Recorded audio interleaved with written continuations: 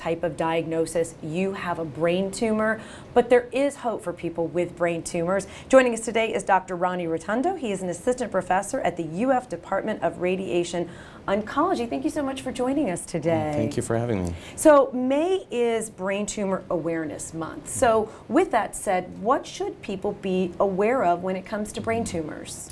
Well, brain tumors can be categorized as either primary tumors or secondary tumors that have spread or metastasized from tumors that have arisen elsewhere in the body, such as lung cancer or breast cancer.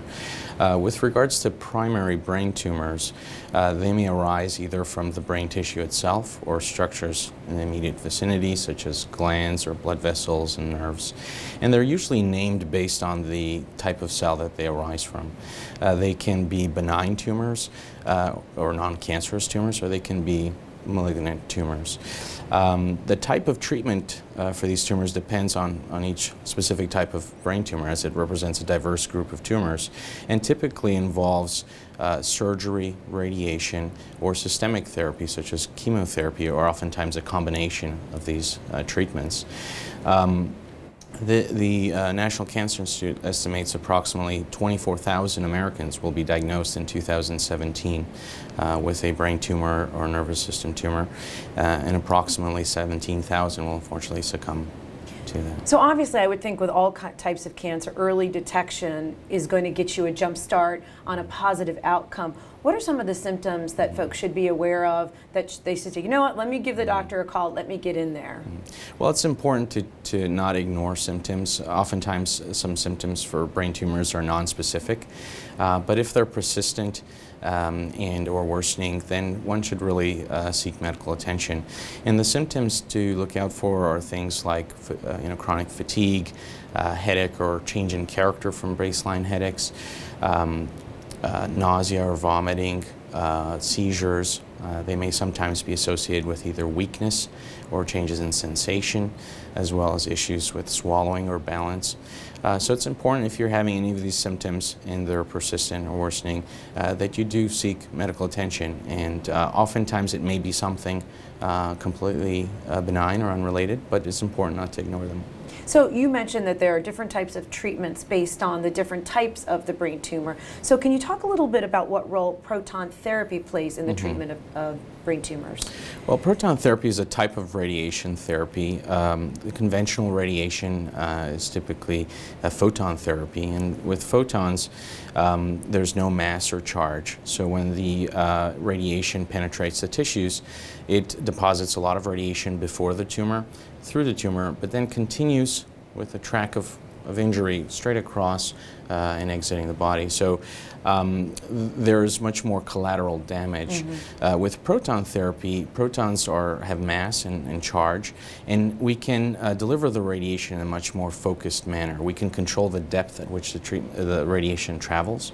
And so you get some entrance dose and then most of the radiation delivered to the tumor, and then we can stop the radiation at that point, so there's no radiation injuring normal healthy tissue beyond that point.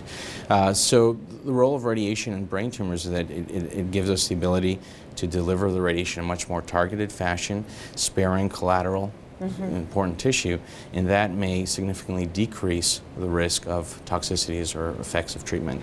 So we can achieve high rates, in some cases, of control of the tumor with minimal toxicity and good quality of life. And I would think when we're talking brain tissue, particularly, unfortunately, it's so tragic when a child is diagnosed with something like this, but saving their brain tissue, I have to think, would truly impact the rest of their life. That's right. So, the brain of a child is developing tissue, still forming, and so they're particularly sensitive to radiation or the effects of radiation long term. And so even low or moderate doses of radiation to normal healthy brain can result in impairment in cognition, so issues with memory, concentration, impact on IQ. So for children particularly, sparing as much as possible normal healthy brain tissue is critical to trying to ensure the best quality of life long term. But it's not really just limited to children. Of course, they may benefit the most, but even young adults and adults in general, oftentimes, one of the main issues with treatment for brain tumors in terms of quality of life is neurocognitive effects, these issues with memory, concentration, and with proton therapy we really significantly decrease the amount of normal healthy brain that receives radiation. Well, doctor, these seem like really excellent results, such good news. So are there other things that can be done with proton specifically when talking about brain tumors? In general, the emphasis has been on trying to minimize late effects of treatment, and so in addition to neurocognitive benefits, trying to limit the risk of things like vision loss or hearing loss or effects on hormone deficits. However, there may be also opportunities where we can potentially dose escalate or deliver higher doses of radiation in an attempt to try to improve the outcomes. And in fact, we are currently participating in a national phase 2 multi-institutional trial enrolling patients for a specific type of brain tumor called glioblastoma multiforme, which is a particularly aggressive form of tumor, brain tumor. And this study part of the study is examining the role of proton therapy in delivering a higher dose of radiation over a shorter period of time with the hope that that may improve clinical outcomes.